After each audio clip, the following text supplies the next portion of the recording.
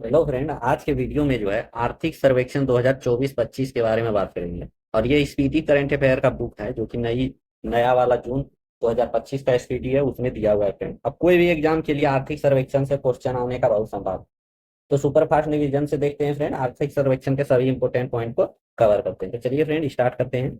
तो 13 जनवरी 2025 को जो है निर्मला सीतारमन के द्वारा आर्थिक सर्वेक्षण पेश किया गया। इसमें जो है 13 अध्यायों में विभाजित किया, बहुत इंपॉर्टेंट है। क्वेश्चन डायरेक्ट पूछता है कितने अध्यायों में आर्थिक सर्वेक्षण को विभाजित किया गया है, तो 13 अध्याय। आर्थिक स्थिति की बात करें तो आर्थिक सर्वेक्षण पर 24-25 में जो है वास्तविक जीडीपी वृद्धि जो है 6.4% रहने का अनुमान। तो आर्थिक सर्वेक्षण के अनुसार जीडीपी वृद्धि दर कितना रहने का अनुमान है? 6.4%। और वैश्विक जीडीपी जो है 2023 में 3.3% बढ़ी, जो आगे 5 वर्ष के लिए आईएमएफ ने 3.2 पूर्वानुमान से थोड़ी अधिक। FY26 में जीडीपी वृद्धि दर 6.3 से 6.8 के बीच होने का उम्मीद किया है। वहीं खुदरा मुद्रास्फीति घटकर 4.9% रह गई है। 2024 में आम चुनावों के बाद पूंजीगत व्यय में 8.2 की वृद्धि हुई। वैश्विक सेवा निर्यात में भारत का हिस्सेदारी 7वां सबसे बड़ी है। तो ये भी इंपॉर्टेंट है कि सेवा क्षेत्र में भारत का निर्यात में कितना स्थान पे है? 7वां सबसे बड़ी है निर्यात में, सेवा क्षेत्र में।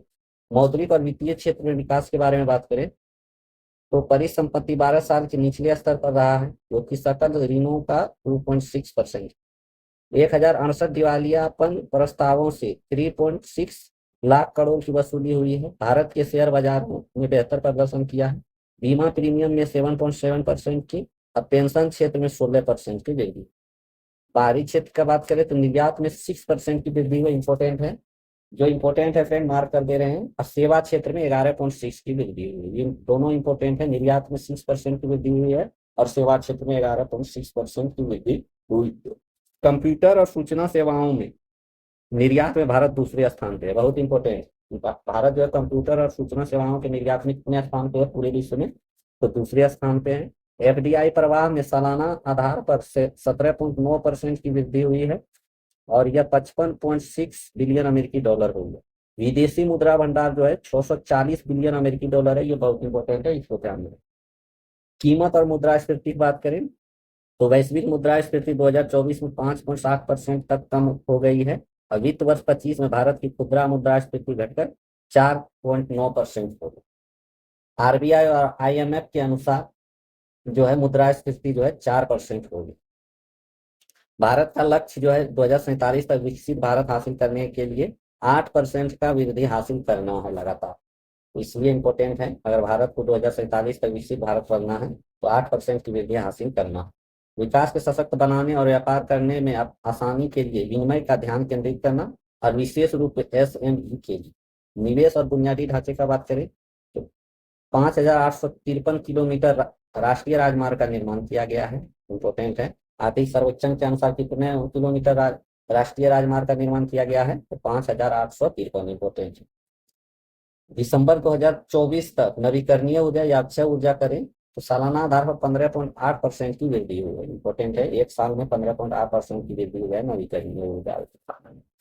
उद्योग में बात करें तो वित्त वर्ष 25 में उद्योग का विकास दर 6.2 रहने का अनुमान है। ऑटोमोबाइल की बिक्री में जो है 12.5% की वृद्धि हुआ, इंपॉर्टेंट। उद्योग में 6.2 और ऑटोमोबाइल बिक्री में 12.5% की वृद्धि हुआ है। और भारत वैश्विक पेटेंट फाइलिंग में 6वां स्थान है, ये भी इंपॉर्टेंट है, ध्यान रखें। आत्मनिर्भर भारत को कोष जैसी पहलों के साथ एमएसएमई क्षेत्र बढ़ रहा है। सेवा क्षेत्र का बात करें तो जीबीए में सेवा क्षेत्र का योगदान बढ़कर 55.3% हो गया है, जो कि सबसे ज्यादा जो है जीबीए में सेवा क्षेत्र का ही योगदान। वित्त वर्ष 2025 अप्रैल से नवंबर में सेवा निर्यात में 12.8 की वृद्धि हुई, ये भी इंपॉर्टेंट है डाटा। कृषि और खाद्य प्रबंधन का बात करें तो कृषि सकल घरेलू उत्पाद जो है 16% का योगदान है। खरीफ खाद्यान्न उत्पादन में जो है 89.37 लाख मीट्रिक टन बढ़ने की उम्मीद है। और मत्स्य पालन और पशु क्षेत्र में मजबूती वृद्धि देखी गई। अरहर बाजरा के लिए एमएसपी का व्यवस्था किया गया है, क्रमशः 59% और 70% की वृद्धि की गई है अरहर और बाजरा के एमएसपी। जलवायु परिवर्तन से संबंधित जो है आर्थिक सर्वेक्षण में जो है भारत और गैर गैर जीवाश्म ईंधन बिजली उत्पादन क्षमता का कुल क्षमता का 46.8% तक पहुंच गई है। मतलब नवीकरणीय ऊर्जा भारत का जो है 46.8% तक पहुंच गया है। और 2030 तक 440 बिलियन अमेरिकी डॉलर की संभावित वैश्विक बजट के साथ स्थानीय जीवन को बढ़ावा देने के लिए लाइव पहल शुरू किया गया। बहुत इंपॉर्टेंट है। सोचता है कि जलवायु और परिवर्तन के को स्थानीय जीवन को बढ़ावा देने के लिए वैश्विक स्तर पर कौन सा पहल शुरू किया गया है? तो लाइव पहल शुरू किया गया, जिसमें जो है 2030 तक 440 बिलियन अमेरिकी डॉलर की संभावित बचत के साथ जो है स्थानीय जीवन को बढ़ावा देने के लिए किया।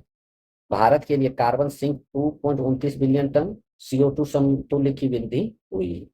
सामाजिक क्षेत्र की बात करें तो व्यय वित्त वर्ष 2021 में वित्त वर्ष 2025 तक 15% CAGR की दर से बढ़ा है सामाजिक सेवा का व्यय।